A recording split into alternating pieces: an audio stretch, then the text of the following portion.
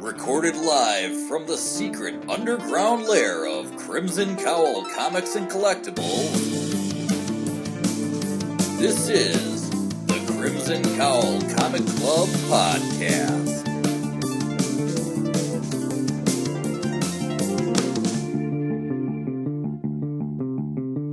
The following issues may contain spoilers. Bingo is Thursday nights. I'm Anthony. I'm Kirby. I'm Katie. And I'm Jim. Welcome to issue number 328 of the Crimson Cowl Comic Club Podcast. Every time we record, we talk about comic books. On this week's show, we're going to talk about issue number 6 of Minor Arcana. Then we're going to jump into the weekly reviews. That's where we go back and forth, talk about the books that we've been reading, whether they're new, whether they're old. We're going to talk about them there. And then in the news segment, we're going to go through the June previews catalogs for the products coming out in August 2025 and beyond. We'll cover all the companies and the previews catalogs in that news segment. That will be the setup for the show. Let's jump right into it with the club discussion. All right, we've got Minor Arcana number 6. The past proves to be a more comforting place as Teresa reflects on fond memories growing up with her grandfather. But Teresa has pressing issues to deal with in the present, most notably the surprise visit she paid to her ex. Feeling compelled to make amends, Teresa realizes she can no longer be avoidant. This comic is done by Jeff Lemire, Patricio Del Peche, and Steve Wands. All right, we are moving right along with Minor Arcana. We're still within this book one chapter segment of this ever long form series here. So this issue dives into a little bit of her connection with her grandfather. We get a little more tease of it, but then we're kind of thrown back to our present time as she's doing research about the hotel that she keeps having these dreams about. She goes back to have a confrontation with her mother, and we see her going back to apologize to her ex when she was at the first issue, I think, that happened. The very first issue, I believe, when she basically drunkenly showed up on the doorstep of her ex, who she was there with her husband and her child and all that stuff. So a lot of that is addressed in this issue. And so that's kind of like a real quick overview. We're going to dive into our thoughts about this issue. Jim, do you want to kick us off with your thoughts on Minor Arcana number 6? Yeah, I thought this was an interesting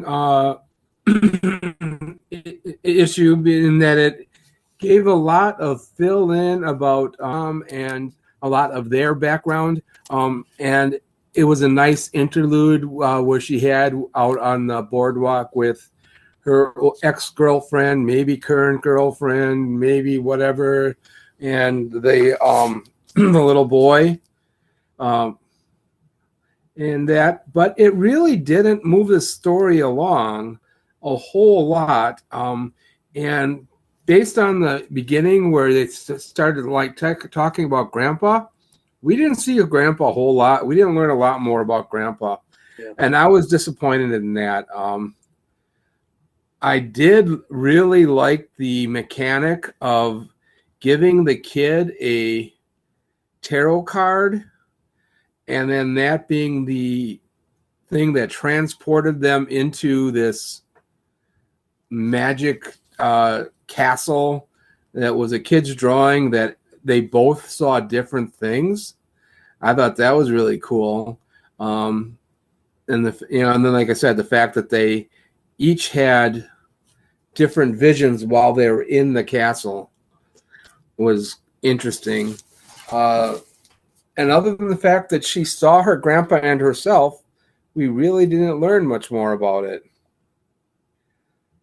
Yeah, I definitely felt like it almost felt like it was going to be an entire grandpa issue based on how that started.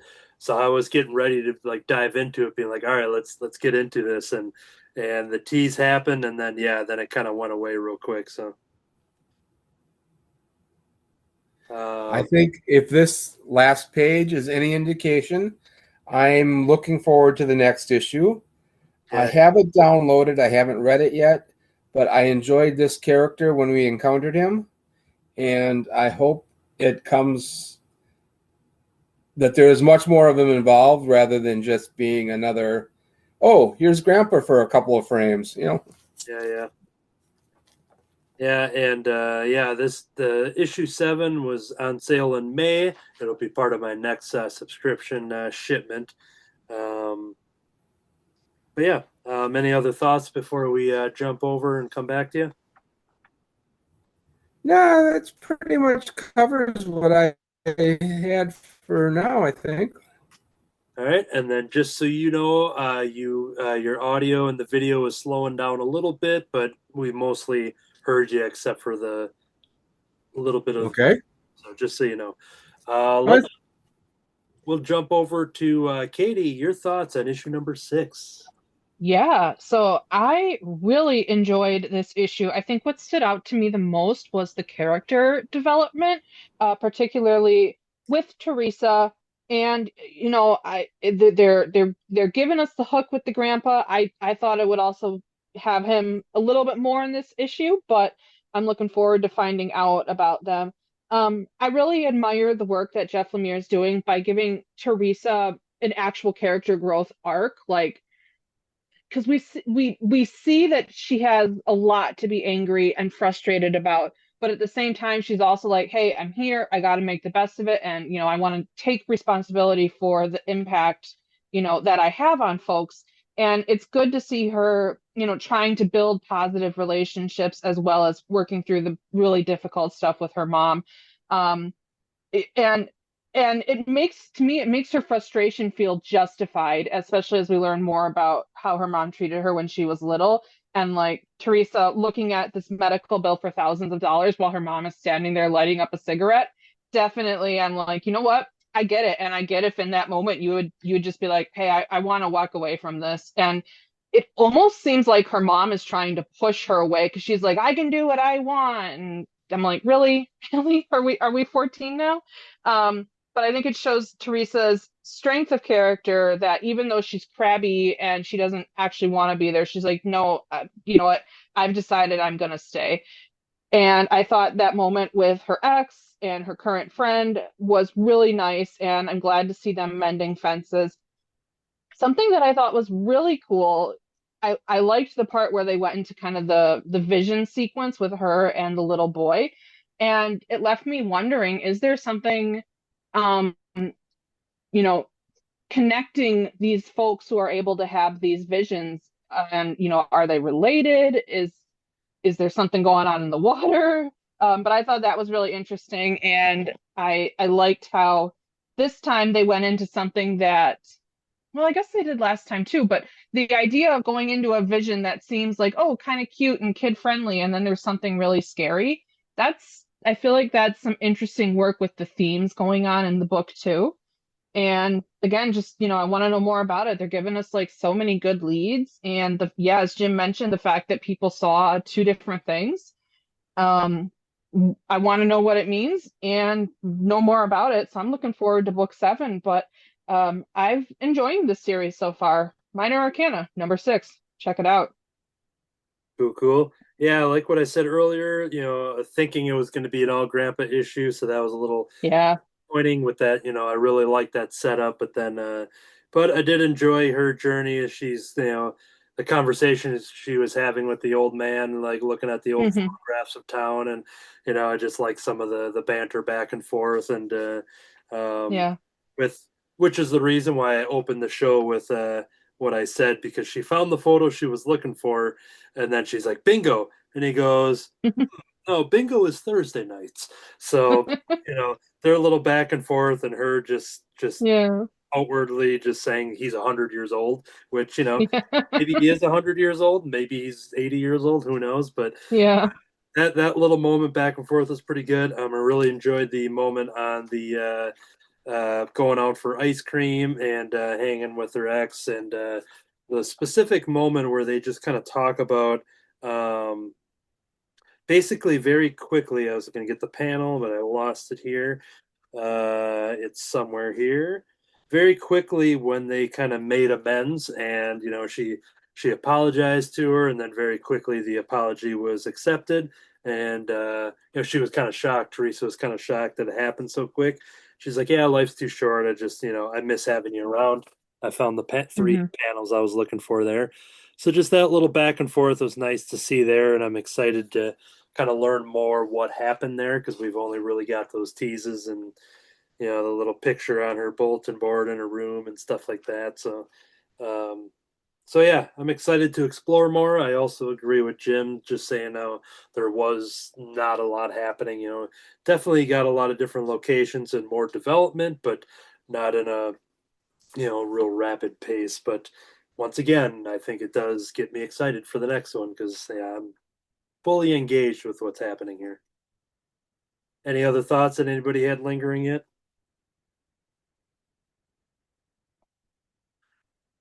Jim, your audio.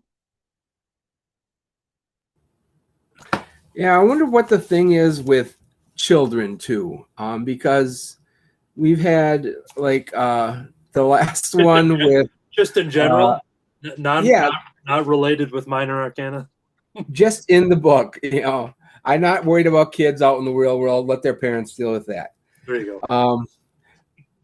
Because now we have this little boy, and she shares this moment with a little boy, and they go into this world through a little boy's view, and then they have the other one with the like the kids show and the treehouse thing. It's like, and her own thing was with. She had the other one with the old people, but that one kind of like came to an end. There, but now we have two of them, two separate issues that involve children. And is that just a coincidence, or is this going to be another ongoing thing? Or, yeah, and especially with Teresa, like her own, memories of being a child and stuff too. So yeah, there's definitely is some kind of little connection brewing. I can see that. Yeah. Yeah. I like the little castle that was drawn, though. That was cool. Cool. Yeah. It was definitely, seeing. I think I complimented it on the last one with having coloring assist because Jeff Lemire is still credited for colors, but Patricio Del Pesce was a name added to the last issue, if I'm not mistaken. And I wouldn't have known it, and that's a compliment because Jeff Lemire has his style and has both his art and coloring style, and he definitely found somebody that kind of keeps the flow of his work while Jeff Lemire does his 600 other projects that he's always working on. But so I just want to give that credit because I think a lot of the color really shines, especially when you dip into that castle. You just kind of dive into different kind of colors and stuff like that. A different, it's not so different from the main one, but different enough. The glowing and yeah. So shout out to the colorist as well. Cool. Katie, any other closing thoughts on this scene? No thanks. Okay. So yeah, I think that will do it for issue number 6. But if you stay tuned to the Crimson Cowl Comic Club by subscribing to us on iTunes and watching the full video version on YouTube, then you can see further club discussions for the one shots for the What If Donald Duck Became Iron Man, which is out at the moment of this recording. I'm waiting for mine to be delivered. Godzilla versus Avengers, which is a one shot. What If Goofy Became Spider-Man, another one shot, and another one shot of Infinity Paws, number 1. So those are a couple of the club discussions upcoming. If there's any more in the future, that will be decided in our news segment when we go through the previews and find out books that we're all excited about. But before we do that, we have to jump into the weekly reviews. Welcome to the weekly reviews. First one I'm talking about is the very special Kickstarter backer variant cover exclusive for Paul London, Hero of the Prophecy #1. This story is equal parts sci-fi fantasy, comedic adventure, and pro wrestling entertainment told in a nostalgic 80s style. This mistaken identity comedy is the story of washed-up, real-life pro wrestler Paul London, who, at the lowest point in his life, is magically transported across the universe to a distant planet of sword and sorcery. Once there, he is mistaken to be the hero of the prophecy, destined to free the people of this alien planet from the rule of Ramzar, an evil sorcerer. Ultimately, Paul must learn to use his pro wrestling skills and false bravado to not only survive the strange magical world and its ferocious inhabitants, but also Ramzar's dark forces. Along the way, he befriends the owl-like wizard Finnegan and the stunningly beautiful sword-wielding princess Shitra, or Shitara rather, all in the hopes of becoming a true hero. This comic is done by Jonathan London, Paul London, Marcelo Sanchez, Vittorio Astone, Mika Myers, and a past guest of the Crimson Cowl Comic Club, Winston Gambro, who did the designs of this book. So I was sold on this prior to even hearing Winston's involvement because this is co-created by Jonathan London. Jonathan London is the creator of Geekscape rather, and many years ago. I'm trying to think if this goes back 20 years ago already, maybe 15 to 20.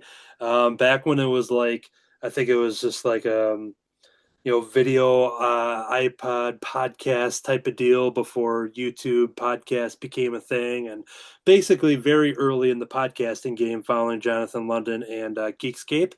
And throughout the years following it and knowing that his brother Paul is a professional wrestler. He is most well known in the WWE as Paul London, former WWE Tag Team Champion in the early 2000s. And then he wrestles on the independent circuit and stuff like that. But throughout the years, still keeping up with, Geekscape and watching, listen to their podcast and listening to their Marvel movie reviews and all those kind of segments and stuff. But what was really cool was finally seeing this campaign come through in which they were going to make a comic book, which, if I'm not mistaken, I don't know if this is Jonathan and Paul's first comic book, with being, fans of comics all these years. I don't know if they've contributed to anything in the past, but all I know is that I saw this, especially with Paul London having the shirtless variant cover, holding a flaming sword. I'm like, okay, I definitely have to get this Kickstarter exclusive because that's hilarious. But this comic was actually extremely well done. I'm not normally a sword and sorcery type of person. I don't dip into the He-Man stuff too much or the Conan the Barbarian stuff too much. Not really my kind of genre, getting into those fantasy worlds and stuff. But the sell of pro wrestling was definitely the what drew me in. And actually, I was really digging the entire package all the way through. So this comic does a very good job of dipping in and out of this fantasy alien realm, which I'll show a couple examples to kind of show you some examples of the art. Jumping back and forth between this fantasy world, finding out that this this group of owls, these people were basically taken over by this overruler type of guy, this Ramzar guy, who's obviously just wants ultimate power and to take over and have slaves and just control everybody. These first couple pages, we meet all of our fantasy characters. There's that Shitara character I mentioned. So we get all of like the classic type of otherworldly fantasy buildup, and then it does an awesome smash cut to a well-known planet named Earth, as we learn about the real life pro wrestler Paul London, who is basically on hard times. He's wrestling in some independent league. He's trying to, make money for rent. He's asking for some of his wrestling money up front just so he can, get food or get gas, whatever. And you definitely get the idea that he's struggling. This comic does go back and forth between the real world and the fantasy world, and it's keeps a great pace. I really like how it just ping pong back and forth of going from following their journeys and seeing how that could culminate in the setup, as I said in the synopsis.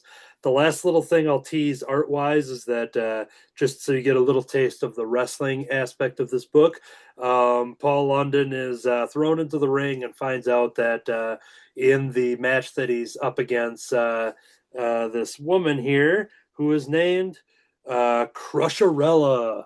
Crusherella comes in, and no, this is not part of the fantasy world. This is part of the human world. Here's this human, non-superpowered pro wrestler, Crusherella. So all of that 80s type of wrestling stuff was a lot of fun. Kept a good balance with the fantasy action throughout. I don't think the story slowed down a bit right from the get-go. It zooms right through.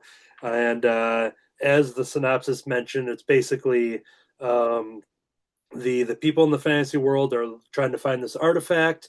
They want to, call the ancient hero, the prophecy, to save their universe and all their people.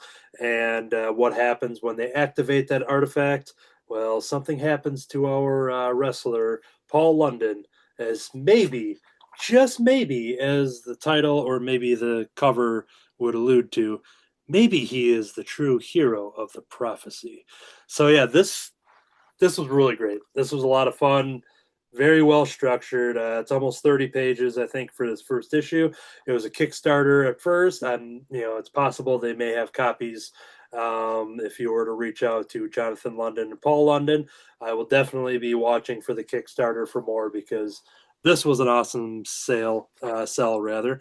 And apparently it's from Geekscape Comics as well. So there's the Geekscape logo on the back. It's cool to kind of follow them all these years, and now I'm buying comics from them. Kirby? Hey, last weekend my wife picked me up Lockjaw and the Pet Avengers hardcover trade. Apparently it was all digital prior to this.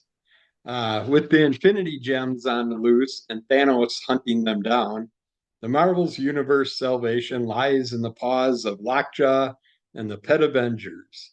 The Inhumans teleporting K9 recruits Frog Thor, Lockheed, Redwing, Zabu, Furball, and Miss Lion for a fun-filled adventure. Yes, we all should know who Miss Lion is. But this was a lot of fun. It was very well done. Great cast of characters. The I can't think of his name now, of course, but the one cat is the one that's basically stuck with Miss Lion, following him around, annoying him, and basically Frog Thor gets the gang together, and Lockjaw and Frog Thor basically yap back and forth neurologically, mentally, or whatever. And then the Frog Thor just lets everybody else know what's going on. But they basically go around gathering each character up as they're also looking for the gems. And when they find the gem, one of them takes control of that gem, so they aren't all together and stuff. And then they play with the powers, learn about the powers a little bit. And once they do come across Thanos, he basically steals the. Here's our cat and Miss Lion hanging out. And Miss Lion's a male dog, this white dog, but named Miss Lion. So for the cat, are we talking about Chewie, Captain Marvel's cat? No, it is not Chewie. I'm going to come into it from the back, and I will have it for you. Yeah, I couldn't Or well, remember because I think they still kept the cat named Chewy after the movie because it was. It's Niles. Hmm. So, but yeah, I don't have my glass on. But anyways, the story, they basically deal with Thanos for a while, and Thanos has the red Thor that the red gem that also can somehow control all the other gems. Kind of like has some way to do things with them and stuff. I don't know how they all cross over and everything. But yeah, while he's doing that, Lockjaw basically grabs them and teleports them, and they battle away, and a bunch of stuff happens, and our other characters jump in and help fight off Thanos. And then as they're going after the last few gems, they end up having some other things happen, and they also run into some of the real Avengers, and they're basically treating the animal. I mean, the animals can't physically talk to them, but they basically they find well, Mr. Fantastic is the one that's out and about looking for certain gems, and he stops and he's talking to the Black Bolt, but keeps mentioning, well, you can't talk anyways, and all that stuff. They have lots of little fun twists in here and things they play with different characters. But yeah, well, here's a good image of all the gems all of a sudden all linked into each character, and each character got all these powers and stuff from the gems, and they're battling Thanos at the time when that was going on. And it's like Miss Lion, I mean, the cat and Miss Lion constantly are going, well, Miss Lion's trying to be friends with the cat, but the cat just wants nothing to do with Miss Lion. And constantly is like, why are you here? Quit doing this, quit doing that. And then at one moment, Thanos shoots a big blast at Niles, and Miss Lion jumps in front of the blast and takes the death blast. And they the cat had a little sorrow and a little bit for just a second. But as soon as Miss Lion finally came to again, and the cat was instantly rude to the poor thing. But it was a fun way again with a non-powered animal being able to do things in the powered universe. Uh, Good shot at a battle with Thanos.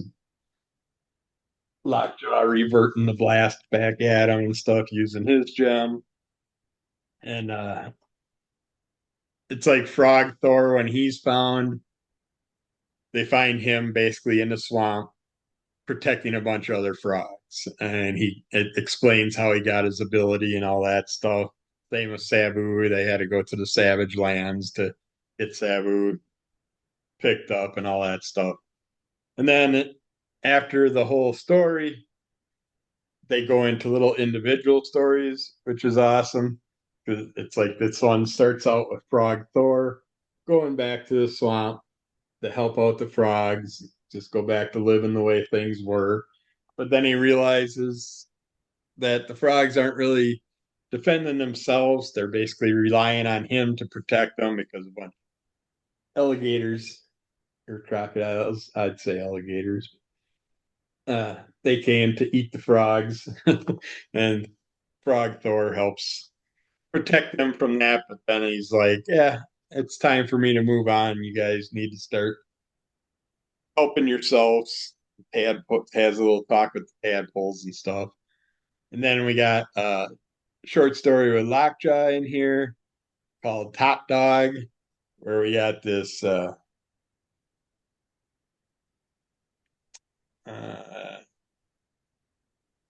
can't think of his name, but it might be Top Dog, but it's this guy. He got crossed over with a dog, and that's how he's got his powers. So he's trying to get this vial that he's taken back to a chemistry lab in Wisconsin. to give to scientists so they can do some special things with it. And they have a ton of them, so not like all these are vials and all these tubes.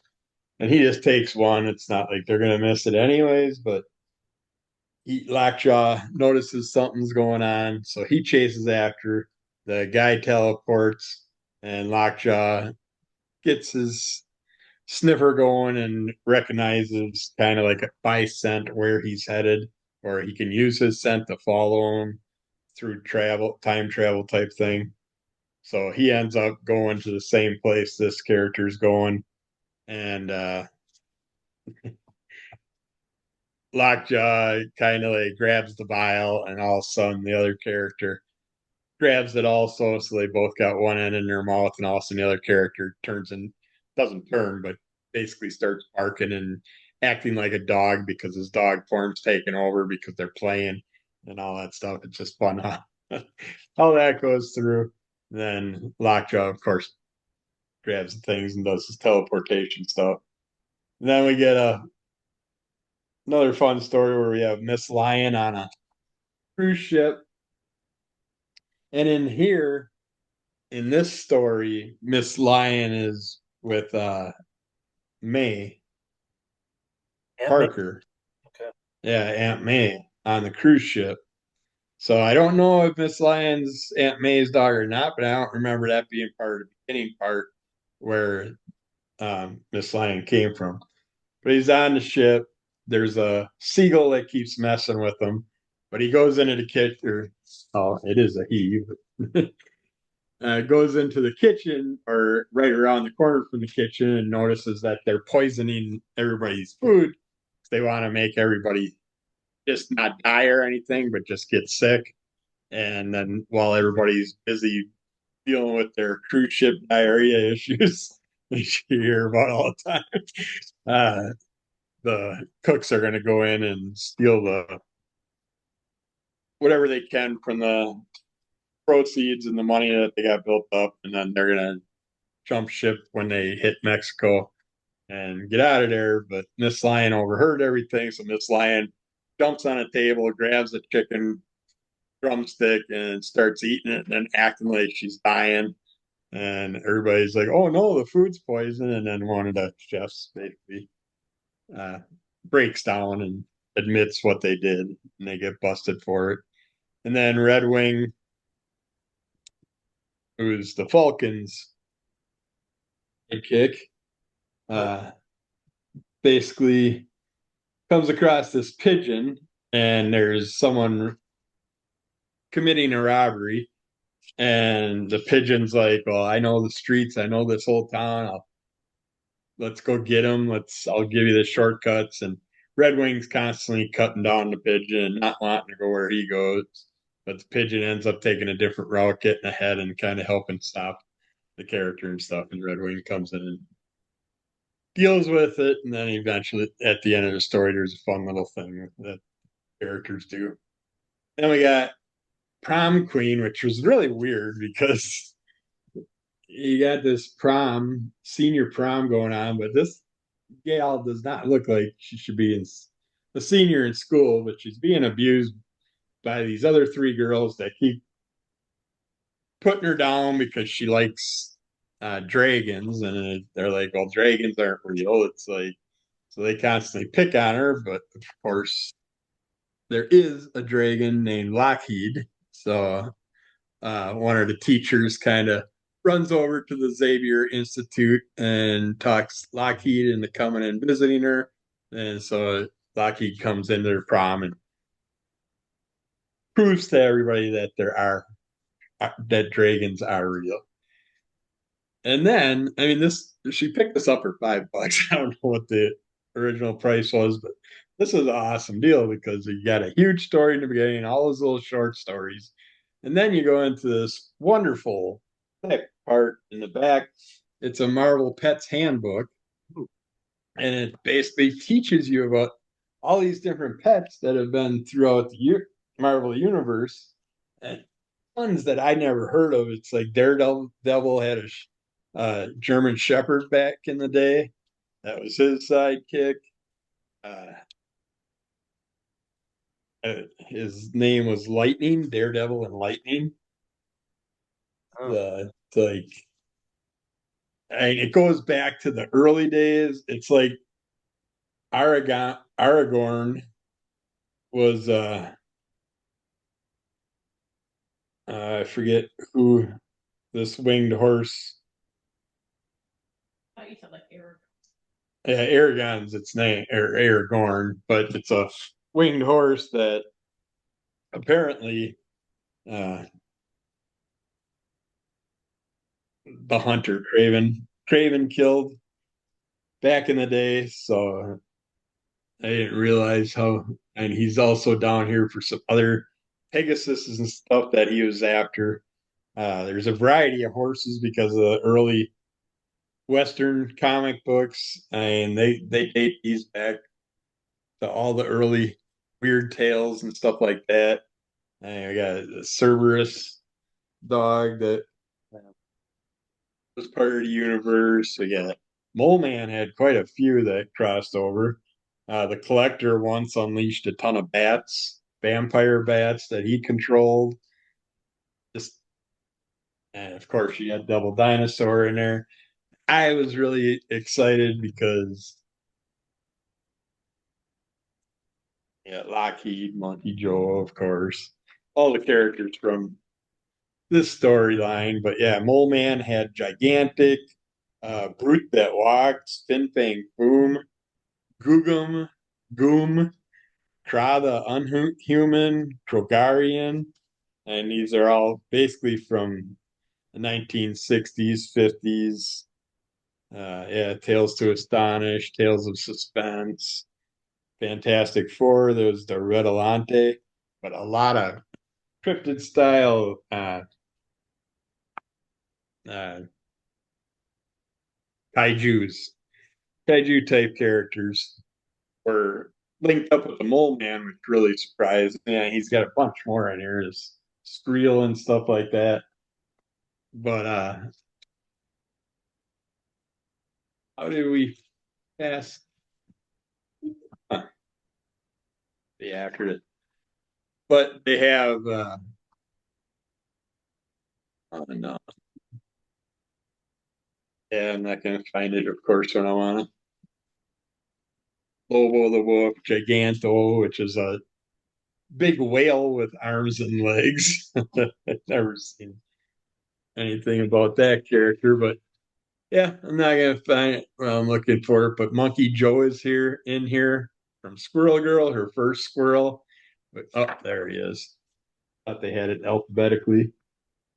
It was awesome seeing Monkey Joe in there, and of course they got Tippy Toe and Munin and Hugin were two crows that Odin, probably. yeah, Odin controlled those, and I don't remember ever seeing anything about those characters, so I'll learn more about them. They have of course, the two big goats in here from Thor, but yeah, Tippy Toe, a ton of horses to go with all the old Western tales are in the back part. They have just a whole page of them. There's so many different horses that were in the Western style books that were their sidekicks, or like the Steed of Red Warrior, Steed of Tex Dawson, Steed of Rex Hart. Yeah, it's just. But yeah, this is an awesome book. If you want to find out about any of the Marvel pets and stuff, I mean, this thing is the perfect thing to pick up. And great stories and great information in the back, and there's just tons of info with each one of those characters. So it's cool. So, And I don't know if the book includes the info, but I had to research Miss Lion, which did appear in the comics in the late 80s. Here's like an original old school drawing of Miss Lion.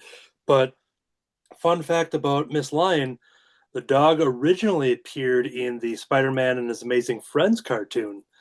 So much like Harley Quinn making like an animated series debut and then getting thrown into the comics, Miss Lion's right up there with Harley Quinn, if you ask me. So yeah, and that's probably why they had May with Miss Lion in the end. Then so that is awesome. cool. All right. Yeah, I've got some kind of. I don't think I have that volume because there was another kind of Pet Avengers volume that I think I do have in hardcover, but definitely don't have that one. So cool. All right, we are gonna jump over to Katie. What you got for us? Okay, this week I have Stitch, Best Friends Forever. This is a manga by Disney and Tokyo Pop. It's the third in a loosely connected series of Stitch mangas, and it's done by Miho Asada. So the premise is instead of landing in Hawaii, Stitch landed in the Japanese islands of Okinawa, and he made friends with a little girl named Yuna. Yuna is a connecting character in all of these books, and there is a book four coming out later this year. Um, pretty simple. This is an anthology of Stitch and Yuna going on goofy adventures throughout the year. So we get some seasonal things like um, they want to build a snow hill and try and make a snowman, but they're on a tropical island, so that doesn't really work well. And, they try building it out of sand, but it's all itchy and it burns. And then they're like, what if we make it out of shaved ice? And so they use Hawaiian shaved ice to try and make a snowman. There's one for Valentine's Day, and Pleakley and Jumba are in there. And Yuna wants to make some homemade chocolates for Valentine's Day, but she doesn't know how. And Pleakley says, "Oh, I know. I saw it on TV." And he says, "Well, the first thing you need is to melt a whole bunch of chocolate bars." And Yuna says, "The thing that we're trying to make?" And Pleakley's like, "Yeah." So they try and make chocolate bars. Pleakley has a quick outfit change in there, which I'm quite impressed by. Um, there's one where Yuna and her grandma are making some homemade mochi for New Year's, and they made too much, and they're like, "Oh, I don't know if Stitch is gonna like this." Well, lucky for them, Stitch loves food, so he eats them and the whole town out of all of their mochi. Um, there's one where the neighborhood kids are being brats to Yuna and picking on her and messing with her. So Stitch pranks all of them relatively harmlessly, but enough to, make steam come out of their ears like it's a cartoon. Stitch and Yuna go on a school camping trip and learn about chrysalises and butterflies. And let's see. There's one where a new girl comes to Yuna's school and she's feeling kind of lonely and out of place. And Yuna and Stitch go out of their way to try and be nice and make friends with her. And then there's another one that's very sweet where Yuna is practicing her drawing for art class and she's not very good, but everyone's trying to be really encouraging. And they're like, "Hey, keep going, don't quit," and she's getting better. And then Jimba, because he's kind of a mad scientist, is like, "Hey, I have this magic pencil that's gonna totally make everyone a really great artist." So he gives her the magic pencil, and well, now she can draw really good, but everything she tries to draw just ends up looking like Jimba. And then they're like, you don't need a magic pencil. You're good enough anyway. So then she just goes back to drawing regular, and her drawings look like you would expect for a little 8-year-old girl. Um, Very cute. I will say this is definitely more for kids. I would put this in the 6 to 11 range. Last year, I read a manga called Stitch and the Samurai, which I would say is all ages. It was just slightly more complex in the language they use and the multiple plot lines. This, I think, would be a good one if you have someone that's learning to read, where they read a story and you read a story, because there's not a ton of dialogue. A lot of it can just be done through pictures. Of course, it's family friendly and it's very sweet and silly. Um, yeah, and if so, I was 9 the summer that Lilo and Stitch came out, and somehow I grew up, which was a mistake. But if you're like me and you now have your own youngling, you could introduce this series to them and, read it to them or have it be something they read on their own. And if they like it, there's a whole bunch of Stitch and Disney manga that they can kind of grow up with. But really cute, pretty simple. That is Stitch Best Friends Forever by Miho Asada from Disney and Tokyo Pop. Check it out. Cool. We are going to jump over to Jim. What you got? I have DC Pride 2025. This is what DC's been doing for many years now, has been doing kind of an anthology, generally in June for the Pride Month. This one is still technically an anthology, but it is a little bit different in that it only has 2 stories. But the first story has a cast of an actual huge cast of characters, and it's written by, I think, 6 different writers. I believe there are 10 different artists and 8 or 9 different colorists on this book for the first story. And the first story has different chapters, and each chapter kind of deals with different characters. And while I understood the general concept, the connection is very convoluted. I thought it was just really tortured kind of story. Not the story itself, but the way it was put together was just tortured and like overdone. The basic premise is there is a club that has existed for years in the DC universe, and almost all of the queer characters that we know have been in this club at one point in time, but now it is being shut down or it's closing. And all these characters, or many of them, have been summoned back to a back room in this club where over the decades people have scratched messages of resistance, of love to one another, of, all different sorts of messages, but to make their mark in this club, they have done it. The first ones to do it were a young Alan Scott and his then boyfriend, Johnny Ladd. They were both in the military at the time, both in the Army. And of course, at that time, their love had to be secret, and they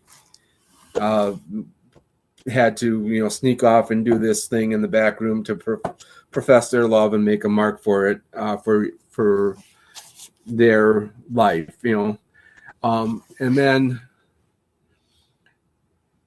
we see an older Alan Scott talking to a young man in the club, and he sees the Question, who is now Renee Montoya, another one of the queer characters in DC.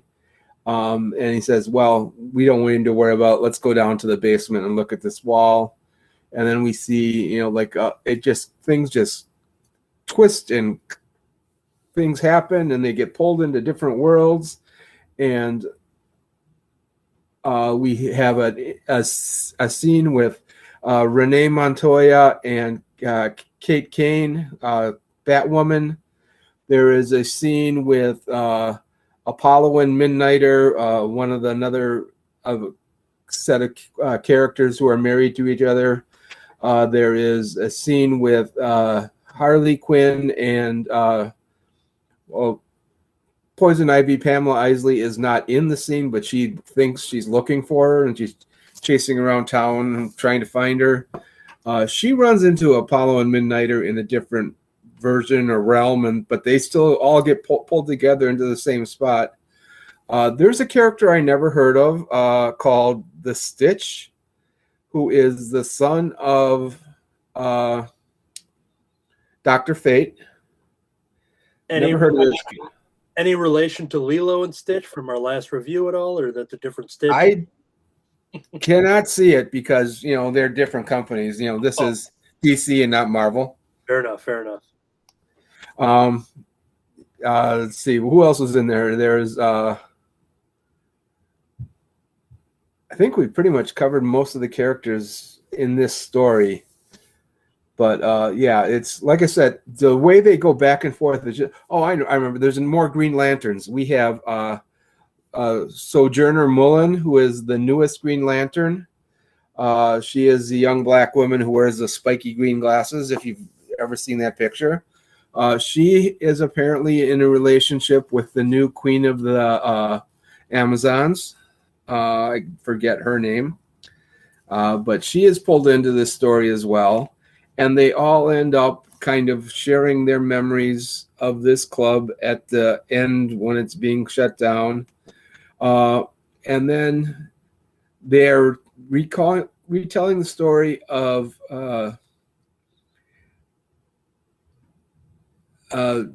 Johnny Ladd, who turned out to be Vladimir Sokov, who was the Red Lantern to Alan Scott's Green Lantern back in the 50s, as it was retold. Although I don't believe this character was ever created until sometime in the 2000s. So they're, retconning all that there. But that was a, way to bring them back in. And then, but Vladimir Sokov is done. He's like dying. Although they've no longer had a relationship, it's still a sad moment for them. But the Red Lantern power ring is somehow being picked up by this other character named Ethan, who is never really explained why he's in the story, except that he is there to maybe pick up the Red Lantern ring and carry on that legacy. But the Red Lantern was never a good guy. He was always an enemy of the Green Lantern. So it was like, other than just having a story to put these characters into, I really didn't find it to be a good story. I didn't enjoy it much. It was just, like I said, everything was put together in such a tortured manner. It just was hard to read. And actually took me several attempts to finish it because of that. Now, that being said, I really enjoyed the second story that was in here. The second story, let me find the beginning of that one quick so I can get the titles and the names correct. It was an autobiographical story about a real-life comic book writer and editor who is a trans person. It was written by Jenny Blake. Sarah Solar is the artist, and Jody Troutman with letters, and Andrea Shea is editor, and special thanks to Hannah Harris.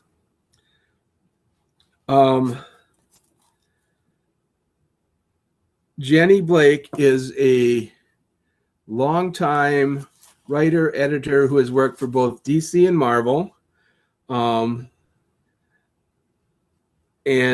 underwent gender affirming therapy at the age of 72. And is, because of this book, is still currently writing comics. She attributes her understanding of what her status was as a young child to some of the comics that she read, whereas in some books there was something happened to Superman and Lois Lane became Superman, so that was kind of a gender twisting situation for the story there. She later discovered some cosplay and enjoyed cosplaying as both Wonder Woman and Mary Jane Watson. Excuse me. Even in her outside life, she would occasionally do some cross-dressing just to find it as a stress relieving to the stress of her outside. Was married, had children with another woman, and just did not find comfort in living her life as she eventually did until much later. There's one thing I thought it's talking about finding herself in different clothes and outfits, and going to eventually going to Pride and stuff like that. So that said, this is what her quote was in the book. That said, I have no good explanation or excuse for the Sailor Moon costume. It's just the way it comes out is funny. I was like, it explains how she always felt more comfortable around other queer people, and then eventually realized it was because I am one of them.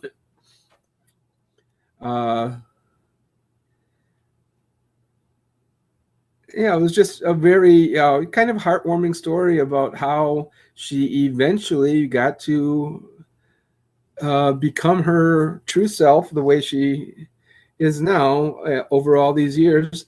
Uh, there is a kind of a vignette where she is sitting down having coffee with Dreamer. Not one of her characters, but still cute, you know. And it's like another picture of her in with all these other queer characters from DC. One I did not realize or don't recognize is looks like a metal soldier. I don't know that one. And then another one that's in there is Atana. Not that I object to her being there, but I just didn't know that she was a queer character. There is a tribute to some of the characters that she created as her under her dead name, and she does not object to having her dead name used. She, in fact, continues to write under that name, and it is a name that some people might recognize both from DC and Marvel. That is Tony Isabella. Tony Isabella was the creator of Black Lightning in the DC universe in the 70s. So she has been around that long doing this. There was a Black Goliath was a Marvel character that she also created. So she's been on the forefront of both civil rights and gay rights for a long time. So it's, like I said, it's just a fun and interesting autobiographical story. And I was really glad that they put that story in there because I would have felt really let down if that first story was the only one there. And like, other than just a vehicle to just throw characters in and not make sense, that's exactly what it was. Just put characters in there and not really worry about a story. Yeah, it's interesting too to have so many creators attached to one larger story, but not to have short anthology stories like they're used to. So that's interesting. Each chapter tried to be a short story, but when they combined them together, it lost it. But yeah, it's definitely cool having another one. I know Kevin Conroy had like a real touching short story in one of those DC Prides in the past too, where it was the same kind of deal too. Like, very important that story is included in there. So that's cool that, you know, they were able to do that again here. So, and I think it was incredible that at the age of 72, the doctors are still okay. Yeah, we'll do it. yeah, cool. All right, sounds good. All right, the next thing here that I'm talking about is a little different story. A very entertaining, crazy story that I did not want to put down. I am talking about Moonshine Bigfoot #1. Buzzard County, 1981. Moonshine Bigfoot spends his days making a living while outwitting clueless cops, reckless rivals, and buffoonish Bigfoot hunters. All is hunky-dory until he draws the attention of the Illuminati-esque cabal. With his partner in life and crime, Amethyst, our hairy hero is about to learn that some problems can't be handled just by jumping them in a souped-up Mach 1. This comic is done by Mike Marlin, Steve Ellis, Zach Howard, Nelson Daniel, and Thomas Knox. All right, Moonshine Bigfoot. It's one of those books where I'm like, all right, the title, I'm in. Big fan of Bigfoot and Sasquatch and Yetis and all those kind of creatures. And what was super fun about this, you got the origin story of these, basically these humans raising this little Bigfoot that was kind of fell off of a log truck in the opening of our story here when the Bigfoot was a kid and they go to raise him. But then we fast forward many years later as Bigfoot is now cruising around in a car, and this is full on Dukes of Hazzard style. Now they said it's Buzzard County, so Hazard County. You definitely have your Wailing Jennings-esque type narration going throughout the entire issue. This issue was so action packed. There's so much to read, there's so much to look at. Just a quick, I don't usually do like a quick overview of like nothing that's not like a splash page or something, but just to kind of give you an idea of like so many panels, a lot of word balloons, just so many details and so much action. And there's one page I'll show off in a bit here that just really just gets you making use of the page and getting your dollars worth for the book here. Moonshine Bigfoot has some illegal moonshine that they're making. There's a whole conversation going on while they're being chased by the cops. They're being chased by these cryptid hunters. Let me get the name here. Yeah, they're cryptid hunters, and they're getting chased by them. There's some mysterious people that are also after Bigfoot, but they think that Bigfoot is just like a handle, not knowing that it's an actual Bigfoot. And then there's even more characters that get into this car chase.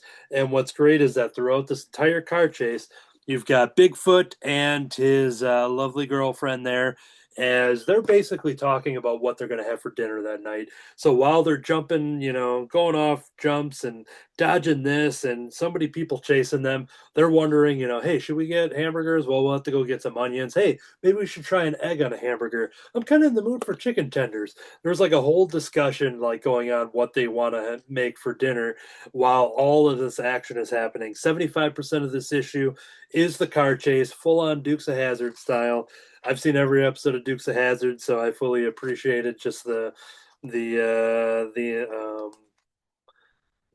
intense, high octane, I think the word I'm looking for, of just the way this issue just drove itself, and awesome jumps, great humor, awesome action, a lot of characters all kind of coming in from different angles. And I didn't even mention, and this will be a little tease here, not only is Bigfoot in this, but also the Chupacabra makes an appearance. The Chupacabra is out there as well, so that's a whole nother thing that Bigfoot has to deal with. They make reference to somebody known as Uncle Pineapple, which I just, had a great time just, hearing that name, as somebody who just has a character in my own books called Pineapple Dracula. I'm very happy to see Uncle Pineapple as a character. Uncle Pineapple is this guy who does have a mysterious past that they kind of allude to, but currently they own this bar / museum, and basically dealing in Bigfoot's moonshine. And when they get into this like secret underground bar type of thing, because it's mostly kind of like hidden as a museum, but then there's like a secret passageway to get in here. And what's funny is that Bigfoot realizes that they're not really going to stand out inside this place because, and here's a look at all of the craziness that's happening in this bar scene. There is just like, there's penguins with knives and like a knife fight. There's like another like orangutan type character. There's even there he is. So that movie Mac and Me? Right by my finger there, that alien from Mac and Me makes a little appearance. If you're a fan of Conan O'Brien, type in Conan O'Brien Paul Rudd, and you're gonna find probably 25, maybe even 30 years of history of Paul Rudd going on Conan O'Brien's show, ready to show a clip from Paul Rudd's most recent project. And a little spoiler, it's not Paul Rudd's most recent project at all. So Mac and Me, there you go. That's some good YouTube in later. But yeah, just like looking at all of his characters, like Big Bird's head is up there like it's a trophy piece, and there's just like so much stuff going on here. This whole book, there's so much to look at, so much action, so much entertainment all the way through. I've got the second issue that I have to read yet. This is a 4-issue, I believe, 4-issue miniseries. With only reading one issue, I really want more of this. So this is an awesome, awesome book. Kirby held up the book as well. You didn't have a chance to read it yet, is that correct? No, I found out you were reviewing it about 10 minutes before we were getting together on here. So there's no way I could have read that fast. So the one reason why I had to talk about this now is because I had a different book that I had planned to. Well, that'll be the end of the review for Moonshine Bigfoot. If you didn't get this from my review, I absolutely loved it. I already want more issues, and yeah.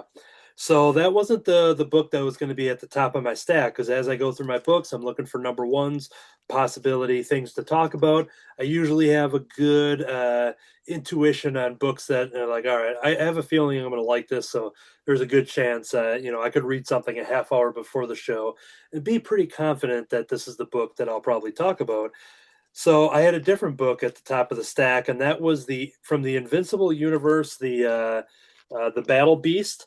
And I've read a little bit of Invincible, maybe like the first volume.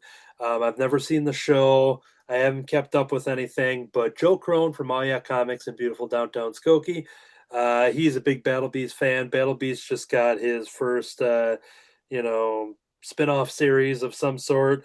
I think it's some kind of, lion beast type of character. And I know nothing about this character. And I'm like, all right, I'll pick it up. They had this blind bag variant type of thing. I'm like, all right, I'll fall for the gimmick. I'm only just going off the hype that Joe from Oh Yeah is putting out there. I open up the blind bag. It's all opened up. And I'm getting ready to read. I didn't really care what was going to be inside the bag because I didn't even know what to expect. And I did not expect to get issue number 2 of Battle Beast because this is the ultra rare advance edition. So, a blind bag for issue number 1, debut of the series, had an advance copy, which, in comics release speak, a 1 month advance copy of the second issue. Now, I see ultra rare, so suddenly I take my fingerprints off of it because I'm like, all right, I'm not a speculator. I don't deal with that kind of collecting and aftermarket stuff. I don't really know, but I'm like, hey, this thing was in a blind bag, popular series, popular cartoon. I put it in a bag of board. I called up Joe from Maya Comics. I'm like, all right, what do you know about this? So apparently, a month ago or so, a couple weeks ago, when this originally came out, this advanced copy of number 2 was sought after and was kind of looking at like the $80 price mark and price range in the aftermarket. It has since fizzled out, once more got out there and more people, whatever. So he said it now it's probably about like a $20 book or something. But I didn't know what the heck I unbagged here just because, it was all shiny and the fact that it was issue number 2, which left me in an interesting conundrum because I still don't have issue 1. So I bought issue 1. They gave me a surprise issue 2, making me having to go back to the comic shop or order online with my current circumstances for local shops and such. So I didn't get to read Battle Beast yet because I have to rebuy number 1 and probably a standard cover so I don't end up getting another number 2. So it was interesting. So Yeah, it was really popular a few weeks ago, so I could see that being up there in price. yeah, and it sat in my pile for a while because I'm like, oh, I'll get around to it. Other books I was going to read, and maybe if I found it a couple of weeks ago, maybe I could have jumped on the train of like getting something and whatever. But yeah, like I said, I'm not familiar. It was a $3.99 book normally. I think it's still the blind bag price. I don't think it was any special. Yeah, it was still, so to their credit, it was still $3.99. It wasn't some kind of $10 special variant type of gimmick or something. But so I'll have to hopefully read Battle Beast when I buy issue number 1 again some other time. All right. So that was, I think, the end of Moonshine Bigfoot. Kirby, you got one more book? Yep, we got giant-sized wacky races. See, now I got Start. issue number 2 when I tried getting issue number 1. Now you got a book without a cover. What's going on here with the cover? Yeah, I guess I got to draw my own stuff on this cover. Oh, you got the blank sketch variant. Okay, go ahead. Starring the tough and beautiful Penelope Pitstop, the handsome and mysterious Peter Perfect, and of course the mustache twirling villainy of Dick Dastardly and Muttley. This oversized one shot encompasses all of the elements that made the original Wacky Races animated shorts so compelling. including the iconic cast of characters and their endlessly inventive conveyances. It starts out with a race going on right off the bat, where Penelope and Dastardly are battling it out towards the end. And Dastardly has some mechanical arm thing that comes out of his car and grabs Penelope's car and basically chops it up and takes her out of the race, injures her pretty good to the point where she ends up in the hospital for a bit. And she's all bandaged up. There's tons of different bandages all over. And then we go over a time period which feels like a half a year, if not longer. And then later on in another race, she still has the patches on. So I don't know what happened with that. That was kind of confusing to me. But we get to see a variety of, well, she's the only one that doesn't really have a sponsor, doesn't want a sponsor. She wants to basically always own her own name and her franchise and all that stuff. But yet she doesn't have the money to fix her car up decent enough. So she's trying to go off social media, try and get more followers so she can get more ad revenue and all that stuff and get her car fixed up. But while all that's going on, Peter Perfect all of a sudden appears to have taken over the Wacky races and at the same time is also running for a write-in spot to be the next president of the United States. And he actually wins the first write-in president ever. And while that's going on, he's putting Wacky races off for a year. He wants them to stop doing them. There's going to be some side events and stuff like that to pick people that'll be in the big year later Wacky race. And while that's going on, you're seeing a lot of very strange cars. It's like this one's a big giant baby with a pacifier in its mouth. We get this one. Well, that's the army tank guy, but he's part of the main Wacky races. I know that. This is some special scientist type car. I don't understand what its purpose is. Looks like a nice little race car, but ends up doing some oddball things throughout it. And you got one car that's basically a giant dog. It's you got the caveman characters, the two brothers in this one race. But I could have swore Captain Caveman was part of that team. Yeah, I would think so. Yeah. Yeah, but these are two cousins of his, basically called the Slag Brothers, driving the gravel mobile. But one's a coffee car that has, for a turbo charger, is a big coffee cup built to dump sideways and stuff.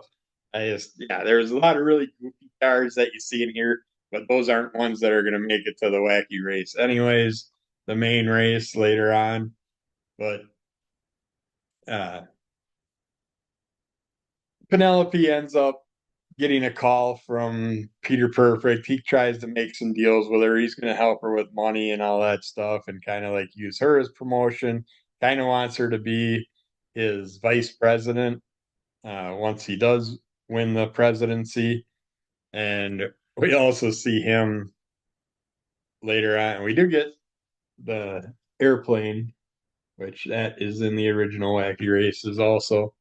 But he shows up in this giant. It really makes no sense, but it's basically the White House on wheels. I mean, this thing is massive. I mean, it couldn't fit on a road. It couldn't. It could barely fit through a tiny city. So I don't know what the purpose of some of those things were. But other than that, I love the story. I love Wacky Races. I like where they're taking it, but I don't know because they only have this one issue that I know about. They didn't have any other issues. And it does leave you with a couple clues and hints of certain characters that are going to be in the Wacky Race, the yearly race that's coming up. and you get an ending that leaves you hanging and stuff. So it feels like it should be going into an issue 2, but I don't remember pre-ordering one or seeing it out there, and it's not in my CLZ. So I'm guessing this was just a one shot. But if you like the wacky races, you'll like the characters in here and everything that's going on. Dick Dastardly and Muttley do end up joining forces later on. Muttley, I think, was driving the dog mobile, and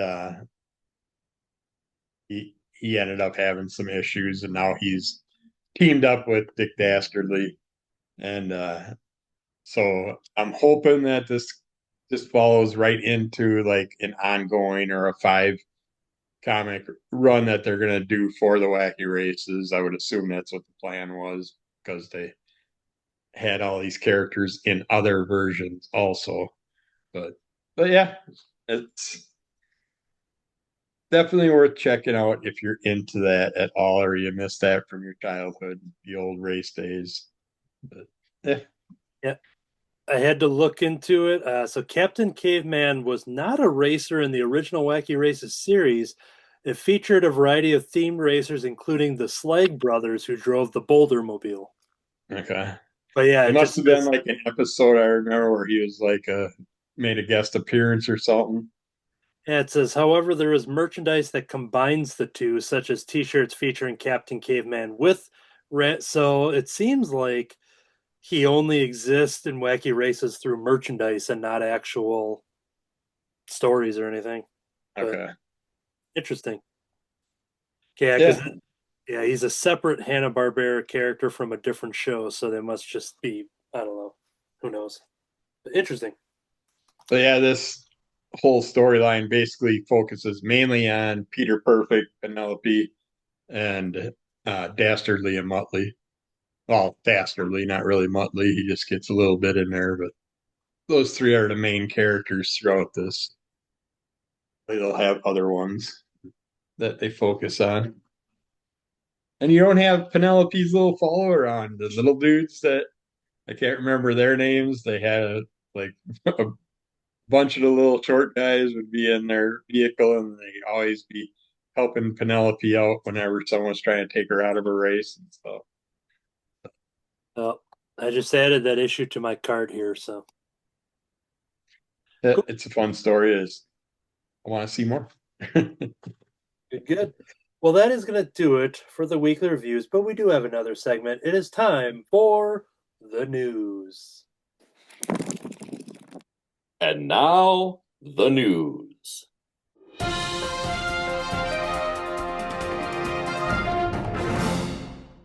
Okay, time for the previews preview. We are looking at the June catalogs for products coming out in August and beyond of the year 2025. We'll kick it off with Marvel. One thing that I'm trying to do some research on, they have the Marvel art books, the art of books from Marvel Studios. I've mostly stayed away from them until the Ms. Marvel one came out, so I bought that one for the show. Then I also bought the Werewolf by Night one with and the WandaVision one. Basically, the things that are my favorite, all-time favorite projects out of everything MCU. I'm definitely not gonna buy any of the other ones. Just that's just a whole nother hobby. But then the Fantastic Four one is now announced in this catalog, and with the Silver Surfer being put into the MCU this coming July, I'm like, well, I'll have to get this. But now it is a 2 book set. So we're looking at like $100 price tag, but there are 2 books in it. And I'm just trying to get all the details on what's actually in here. And I'm sure there's a lot of concept stuff with the Surfer and Galactus and such. Their description is the latest in a acclaimed series of art books celebrates the monumental blockbuster Fantastic Four First Steps, featuring the long-awaited return of Marvel's first family to the big screen. It includes Marvel's Fantastic Four First Steps, the art of the movie hardcover, and Marvel Studios Fantastic Four First Steps portfolio hardcover. So I'm just waiting to see some pictures before I place any orders, but I assume because Surfer's going to be in there, and hopefully it's not just a page or two, but it's one of those things that I want to take advantage of a pre-order price. But it is kind of a bummer that it's being released as like a double set right off the bat. Also, because there's something called the Marvel Studios Fantastic Four First Steps poster book. Now this one's at a $25 price tag. Oh, and when I said 100 earlier, I meant oh yeah, it's 150 normal retail. Online discounts can get it up to like down to 105. But there's also the poster book, which is a $25 thing. And that I think is similar to what I have with comic related things where they are frameable posters you can take out of this book binding type of thing. And it is for the Fantastic Four as well. So there's a good chance there's a Silver Surfer one in there too. So it might be an expensive month just for the sake of Silver Surfer and Galactus being in a live action movie. So I'm trying to look at some pictures. Nobody has posted anything beyond some whatever replace or temporary covers or something. But the art of the movie books are very good with the other ones I own, so I know they'll be worth it. It's just the fact that I have to buy it because it's the Surfer. Anything from Marvel, Kirby? Nope, not this month. Jump over to Katie. Anything from Marvel did you find? Yeah, so I just have one. It's called Uncle Scrooge, Earth's Mightiest Duck, #1. I've been loving these Disney crossovers with the Marvel characters.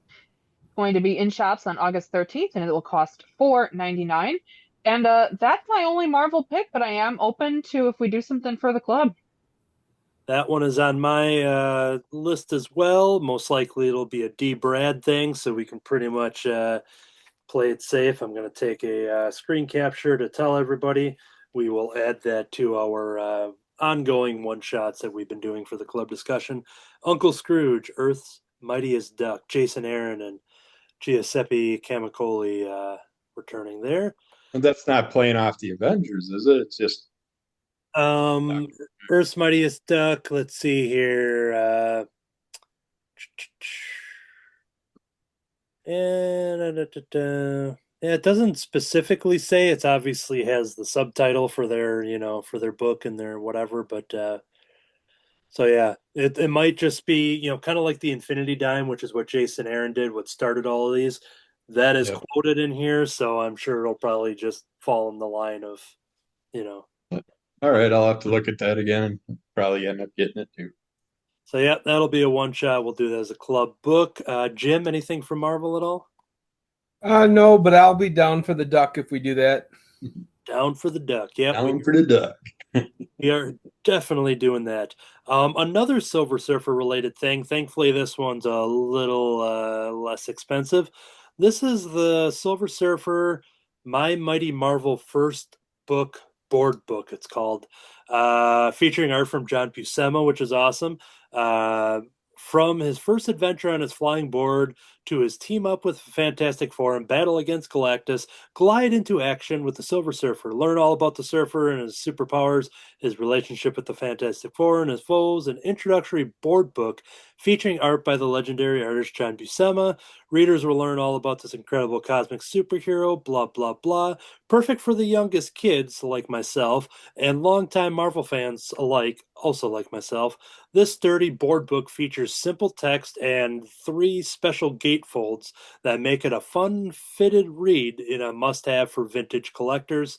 I've never seen these in person. I'm expecting, like little golden book style as far as the kind of size and the trim and all that kind of stuff. But yeah, it's Silver Surfer. It's a 10.99 board book thing. And so yeah, that's on my list. Anything else, Katie? Not from Marvel. And Jim, did you nope. All right. So DC, Kirby, do you have anything from DC? No, sadly. Just ongoing. Fair enough. Jump over to Katie. Anything from DC Comics? Looking through it right now, but so far, no, I do not see any. All right. Jim. Nothing new. Okay. This seems to be a trend. I'm looking through. Oh, there is the trade paperback for the Peacemaker Presents the Vigilante / Eagly double feature. I think I got the first issue of that one to kind of do like a first issue test, knowing that I'd probably get the trade paperback. So that is on the list. Yeah, I didn't think about what that is on my list also. I only got the first one. And then this will be a good transition into the independents because it is a team up crossover joint promotion book. I just lost it here, so let me get back to it. Harley Quinn and Elvira. Did you see that, Kirby? Yeah, I was going to mention I do have something DC related, but So not you done go by go DC.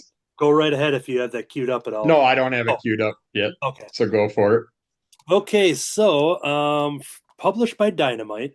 Let's see here. Oh, we have Amanda Connor. We got Jimmy Palmiotti. Yeah, I Awesome, got awesome. Amanda's on mine. And here we go. The Mistress of the Dark meets Daddy's Little Monster.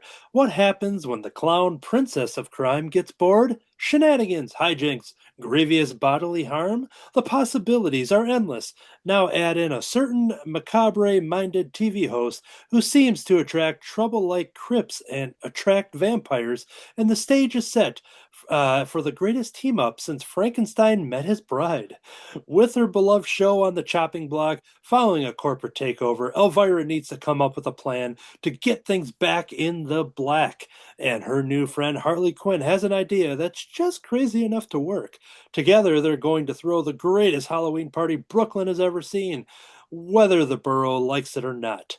Yep, this is a crossover. When I saw the art come through, I'm like, okay, this seems like a an obvious pick here. I happen to have an Elvira at my desk here. I don't think I have a Harley Quinn within arm's reach here, but yeah. So, anyways, Harley Quinn and Elvira are crossing over. That's awesome. Yeah, that should be a really fun one. Uh, Kirby. I got, which I'm happy to see back. I haven't read these in a long time, but I used to love them. Nocturnals, The Sinister Path. While the town sleeps, evil rises. A war is fought for soul of Pacific City by monsters, human, and supernatural. But some of the monsters are on our side. The Nocturnals, led by Doc Horror, his daughter Evening, and their band of misfit vigilantes are all that stand against the eldritch criminal underworld.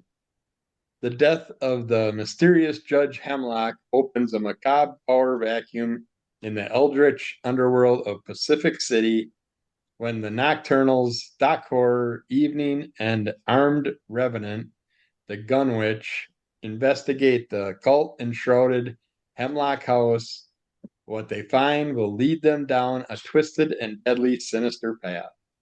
And if you're into monsters and westerns, this would be a good one for you. But I'm interested in seeing what they're doing nowadays. All right, Katie. Okay, so I have an ongoing favorite of mine. We have Spy Family, Volume 14 by Tatsuya Endo. Um, so this is continuing the adventures and misadventures of Master Spy Twilight, Master Assassin Thorn Princess, and Anya Forger, a telepath.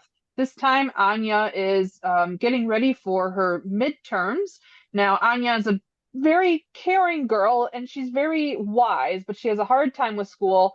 So it's been an uphill battle trying to get her ready to do well in these midterms.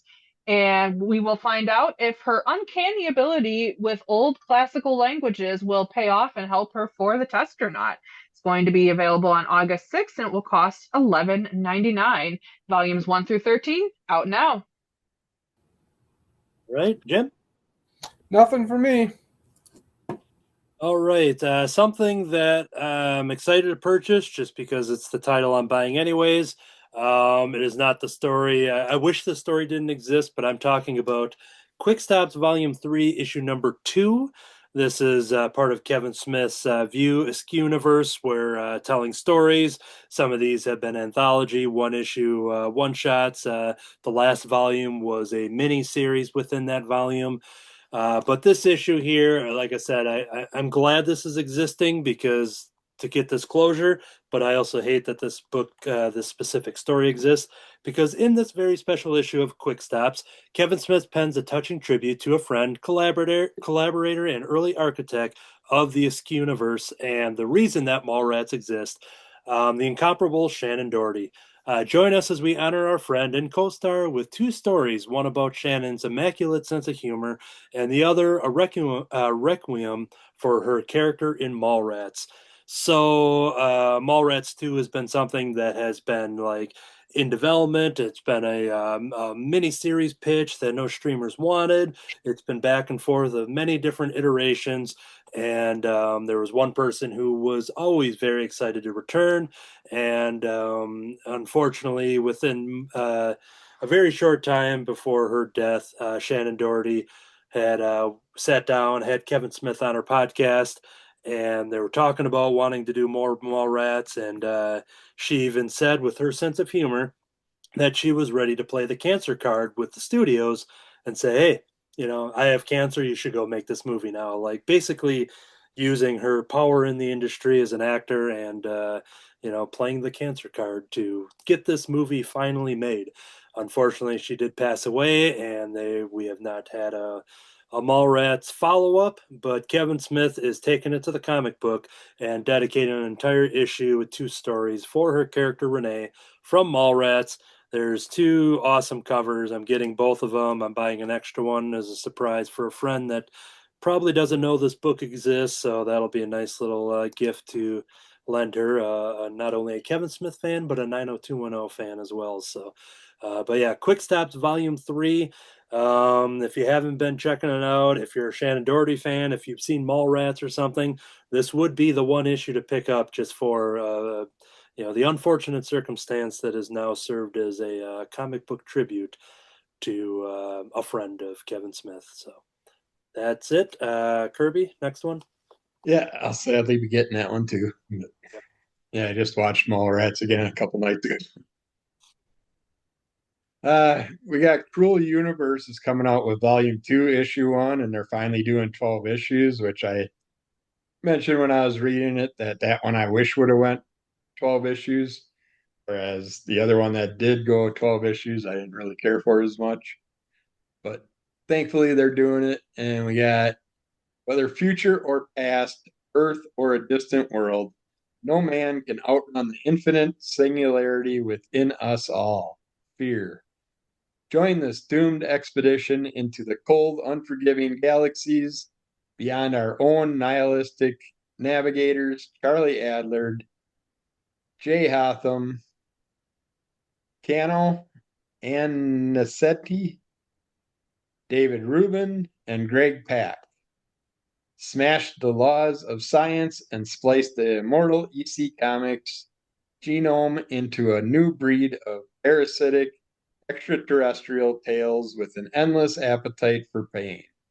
Plus, an added bonus, a nerve-rendering science fiction classic from the EC vaults, painstakingly remastered and newly restored to its original coloring, beyond space, beyond oblivion.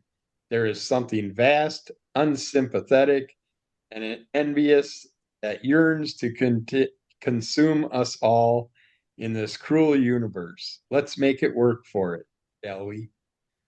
But yeah, I like the first volume, so looking forward to the second one. All right, Katie. All right, so my last pick is a manga from Seven Seas Entertainment. It's called Magic Maker: Create Magic in Another World, Volume 1.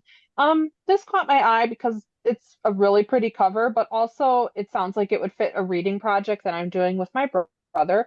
So it says one man's desire for magic sends him to a new world where magic could be possible. Will he realize his dream or spend another lifetime chasing after it? It is available September 10th and it will be $13.99. And that is my last pick from the previews, unless we do one for the club.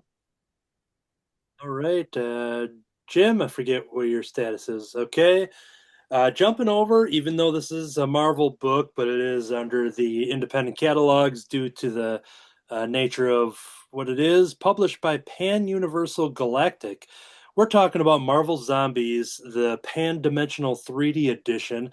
So this is the original Marvel Zombies issue, appearing in their first starring series in the Marvel Zombies, and on Earth, and On an Earth shockingly similar to Marvel Universes, an alien virus has mutated all of the world's greatest superheroes into flesh-eating monsters. It took them only hours to destroy life as we know it. But what happens when they run out of humans to eat? Witness the arrival of the Silver Surfer. I've been a fan of these 3D conversion gimmicks, whether it's independent series or mainstream books. And I think my buddy Matt Hansel probably had something to do with this. He had worked on another 3D thing with somebody, and I think I saw him talk about this here. But it's going to get it regardless because it's a 3D book. It's got Silver Surfer in there. It's Marvel Zombies. I will definitely fall for this gimmick yet again. What I do like is that they at least just do the one issue, not just redoing the entire series, making you buy, 6 issues of this kind of thing. But so I do like the kind of one-off little presentation of it also. Kirby, anything yet for you? Yep. From Antarctic Press, which is getting harder and harder for me to buy these because he keeps sending me the digital versions to review for them, and I still want to pick them up though. We got Toy Box Guardians. It's a one-shot heroic souls trapped in plastic plaything. Small-scale fighters in a high-stakes war. From another dimension, the souls of warriors have come in pursuit of an ancient enemy that has now entered our world. But to battle their foe, they need physical forms, and what their spirits find to inhabit are children's toys. How they must use these new bodies to protect the innocent as they fight the age-old evil. It's combat on an epic 3 3/4 inch scale, co-created and co-written by Antarctic Press founder and Ninja High School creator Ben Dunn. He's been talking about this, showing the images as he worked on it. So I am looking for it, a little Toy Story style parody type thing. Excellent. Pizza Witch. This is something that I remember talking about a long time ago. I don't know if I have to look at my collection to see if I have like an old version of this. Maybe this is the first time it's being widely publicized. But the creator, Sarah Grayley, who I've purchased books from her and her partner Steph Perenins. Let's see here. All Roxy wants is to become the most legendary pizza witch ever. But when her uninspired boss and her well meaning parents put her dream in jeopardy, she's stuck in a pizza flavored rut. That is until she's sent off on a quest for a powerful artifact of pizza magic, the remarkable oregano. I was going to say oregano. Leia oregano? The remarkable oregano. That's what I mean to say.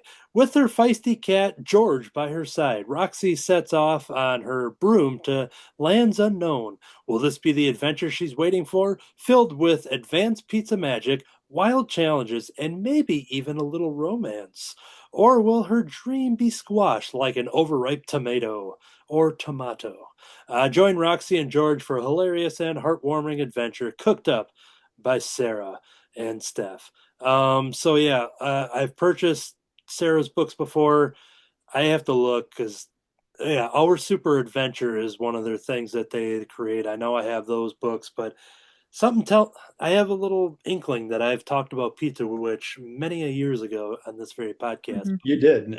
I thought you reviewed it. So yeah, seeing it in here, like it's not talking about it being presented like a like first time or all new edition, this or that. So my guess is that maybe I bought it when it was like self-published by them, and maybe now it's published by Image Comics. So maybe it's here just because it's the first time actually being officially published. But so I'll double check. But yeah, I like their work, and the drawings are cute, and it's pizza and cats and witches and magic. So seems like a fun little thing, right? Kirby, anything else? Pizza. You talked us into it. This last week, we got the chicken cordon bleu calzone and the Philly steak calzone. Excellent. From Michelinos? Yep. Next up, I got Safi. The One-Eyed Cat trade paperback, volume 1. It says it was previously offered through other distributors, and I could have swore I had it in my list once before, but the hilarious hit webtoon is now a graphic novel. Join Safi, the one-eyed cat, and her fellow house cat siblings as they zoom, scratch, and nap their way through life. It's perfect for fans of Pusheen. What exactly does a one-eyed cat do all day? Well, there's running, knocking things over, scratching things you're not supposed to do, terrorizing your brothers, messing with your owner, stealing food, and generally causing mayhem left, right, and center. Safi, the one-eyed cat, is a hilarious look at the life of a cat that knows what she wants, and what she wants is to mess around. It's done by Scholastic, but yeah, I want a good fun cat manga type or something like that. So I seen this and it caught my eye. Cool. My last pick here, continuing the trend of the Universal Monsters. Now we are getting the Invisible Man #1. Jack Griffin has always been invisible to the people around him, at least in his own mind. But when an experimental breakthrough presents a path to make his dreams of invisibility a reality, no one, not even the woman he loves, will stand in his way. Witness Griffin's legendary descent into madness as his humanity fades away and the monster inside is revealed, leaving only the Invisible Man. The horror dream of James Tinian and Danny, just a single name, Danny, reveal their vision for one of the most horrific monsters in cinema history. Outside of the Creature from the Black Lagoon, the Invisible Man movie is a top favorite of mine. This looks like it's their reimagining of it, because that's the same character. It doesn't say like this is the next day or something, so it feels like, because it's been kind of, all over the place in a however anybody wanted to interpret these characters, whether they tell sequels or reimaginings. So this seems to fall under the reimagining, and so yeah, I'll pick up the Invisible Man. Oh, Yeah. I should mention real quick. I thought it was funny that there is a blank sketch variant for the Invisible Man. Yeah, I was just going to mention that was my last pick also, but I have the blank sketch variant because I figure all I'm going to have to do is maybe draw a pair of sunglasses or something. Yep. And I got a sketch cover. Yeah, I've got one in my cart, and I've just been racking my brain trying to think of what funny thing to do with it. So yeah. Was that your last one? You said? Yep. Ooh, I know those old goofy glasses with the nose and mustache. Yeah, the There we go. Groucho Yep. Marx glasses. Mm-hmm.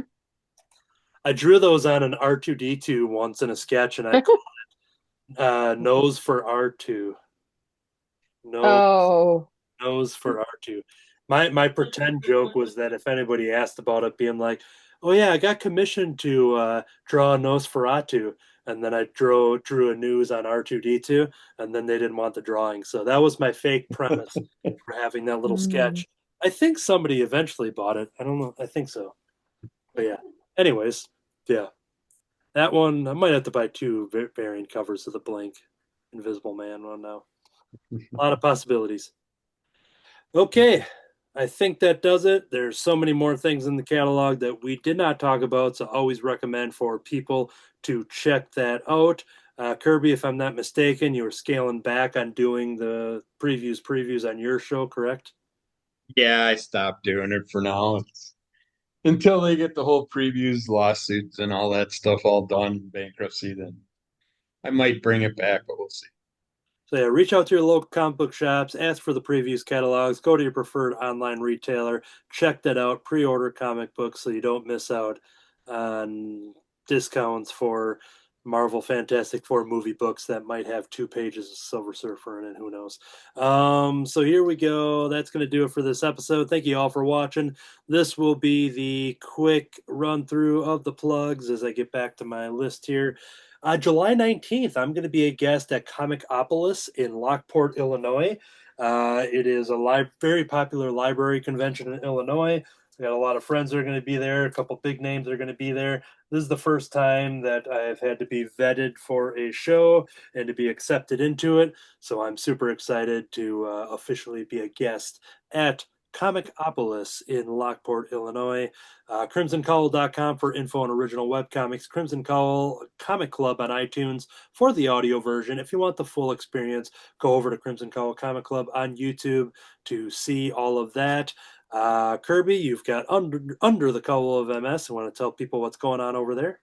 I'm finally back to putting out shows almost every day, so see a variety of things there. I got MS Mondays back, and then my Thursdays are my podcast day where I talk randomly about whatever, and then everything else is review, unboxings, all that stuff.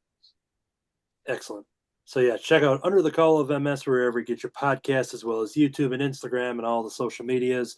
I have my own comic books, Rise Christopher, the Wednesday afternoon special, Rise Christopher, the Pineapple Holiday special. I am roughly halfway done with the next special that is due out in fall if the schedule goes as planned, but nothing is official. I make my own deadlines around here. We also have a nice family of books here to quickly advertise under the Crimson Cowl Media and Friends and Family sort of banner. Tales from the North, based off of some D&D campaigns. This is The Dungeon.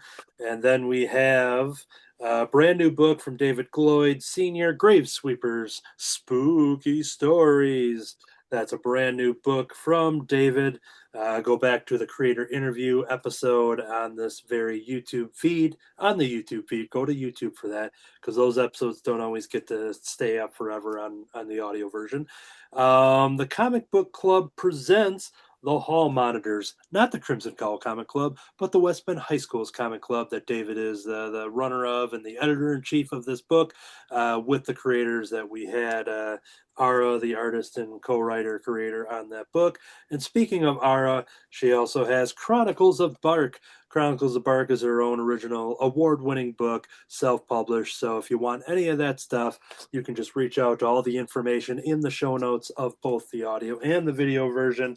And I will, if it's for me, I will take care of that. If it's for other people, I will send that information over to them to buy some original comic books and support the self-publishing creators. I have Cartoonist by Night over on YouTube, our most recent episode that hasn't dropped at the time of this recording yet.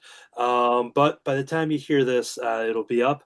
We had a fun episode. We had a couple guests on. David Gloyd returned and Matt Hansel returned because we did a little gimmick that Art Baltazar and Jamie Cosley did on Art's YouTube show, where they drew from memory, basically just getting random character suggestions from the chat and just taking like 10 or 20 seconds and drawing as quick as they can, trying to draw like characters from memory.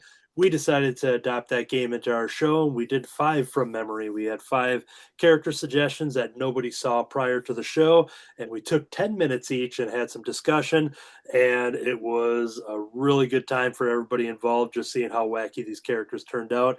It was hilarious when you're like, hey, I know that character, and then when you get to drawing them, being like, does that character even have a nose? So it's always interesting to like, being put under the pressure and not having references and only drawing from memory. So that's something we will definitely do more. But Cartoonist by Night, drawing show on YouTube. There's probably 30 episodes up there now for free.